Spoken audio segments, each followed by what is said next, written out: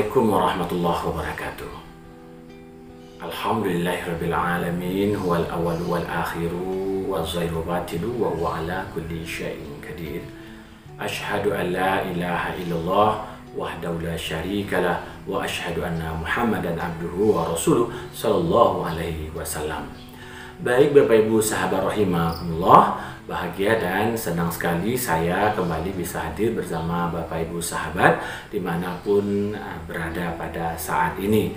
Dan tidak terasa kita sudah masuk di puasa yang ke-15 di Ramadan 1441 Hijriah. Semoga ibadah yang kita laksanakan ini dimudahkan sampai akhirnya dan diterima di sisi Allah Subhanahu wa Ta'ala. Bapak Ibu sahabat rahimakumullah, kajian pojok surau hari ini kita akan coba mengupas tentang seluk-beluk Al-Fatihah. Nah, Al-Fatihah adalah bagian yang terpenting dalam bacaan-bacaan Al-Quran yang kita baca setiap harinya. Bapak Ibu sahabat rahimakumullah, yang pertama kalau kita menengok dari sisi asbabun nuzul, maka Al-Fatihah ini termasuk kepada surah Makkiyah, artinya surat-surat yang diturunkan di kota Mekah atau pada saat Nabi berada di Makkah Al-Mukarramah. Secara garis besar Al-Quran itu diturunkan dalam dua bagian, dua tempat, satu di Mekah dan satu di Madinah. Al-Baqarah adalah turun di kota Makkah Al-Mukarramah. Walaupun Al-Fatihah sendiri Bapak Ibu sahabat rahimakumullah bukan merupakan wahyu yang pertama diturunkan, tetapi di dalam susunan literatur surat di Al-Quran, Al-Fatihah menempati posisi yang pertama yang disebut juga sesuai dengan namanya Al-Fatihah, yaitu pembukaan. Bapak Ibu sahabat rahimakumullah, banyak nama yang diberikan kepada Al-Fatihah. Ada namanya Ummul Kitab, artinya induk dari sekalian kitab.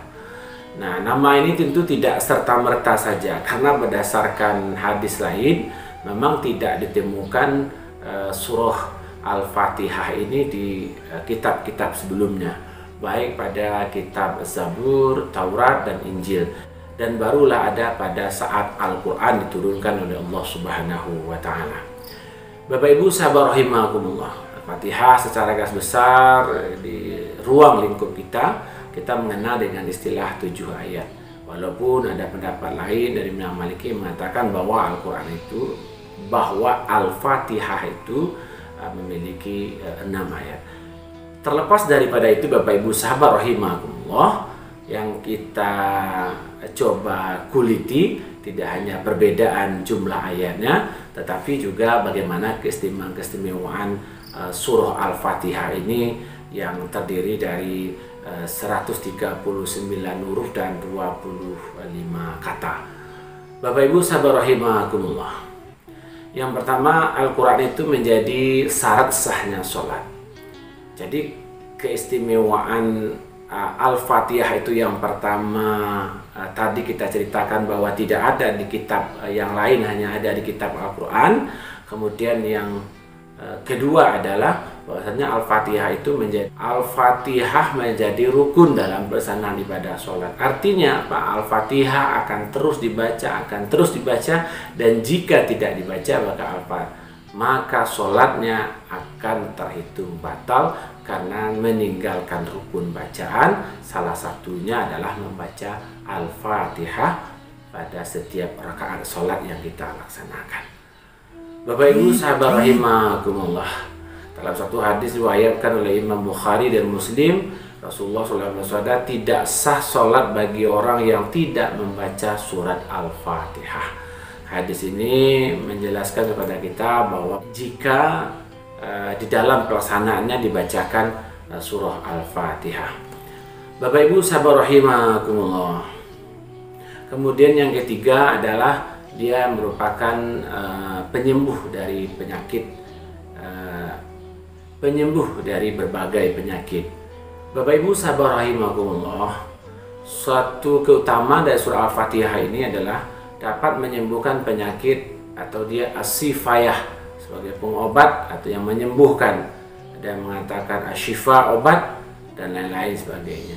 Dalam hadis yang diriwayatkan oleh Imam Bukhari dan Muslim, dan sahabatnya Abu Sa'id Al-Khudri radhiyallahu anhu, Nabi bersabda bahwa ada sekelompok sahabat Rasulullah berada dalam perjalanan safar, lalu melewati suatu kampung Arab. Nah, kala itu mereka meminta untuk dijamu, namun penduduk kampung enggan untuk menjamu. Penduduk kampung lantas berkata kepada para sahabat yang mampir, apakah di antara kalian ada yang bisa? Bapak Ibu sahabat rahimakumullah, selanjutnya keistimewaan suratul Fatihah ini adalah doa untuk orang yang telah meninggal dunia. Bapak Ibu sahabat rahimakumullah, ada titipan yang kita bisa baca dan bisa kita berikan kepada orang yang telah mendahului kita, baik bapak atau ibu kita atau keluarga terdekat kita. Cukup dengan bacakan surah Al-Fatihah, dan surah Al-Fatihah bisa dijadikan sebagai titipan doa yang akan kita kirimkan kepada orang-orang yang telah mendahului kita. Bapak Ibu sahabat rahimakumullah, selanjutnya surah Al-Fatihah juga bagian dari Ibnu Umar mengatakan, aku mendengar Rasulullah Shallallahu Alaihi Wasallam bersabda, ketika salah satu kalian ada yang meninggal atau mati, maka janganlah kalian menahannya, segeralah membawanya ke makamnya atau dikuburkan, kemudian bacakanlah surah Al-Fatihah di samping kepalanya. Hadis riwayat Al-Baihaqi. Nah, ini menguatkan bahwa memang benar Al-Fatihah atau surat Al-Fatihah ini bisa kita jadikan kiriman doa kepada orang-orang yang telah mendahului kita. Bapak Ibu sahabat rahimakumullah, selanjutnya keistimewaan Al-Fatihah ini adalah memudahkan hajat-hajat kita.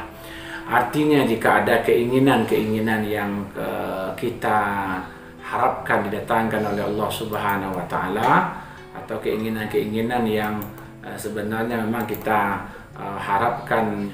Bapak Ibu sahabat rahimakumullah, terakhir ingat, kesombongan dan kejatuhan adalah awal dari kehancuran. Wallahu muwaffiq ila aqwamit thoriq. Wassalamualaikum warahmatullahi wabarakatuh.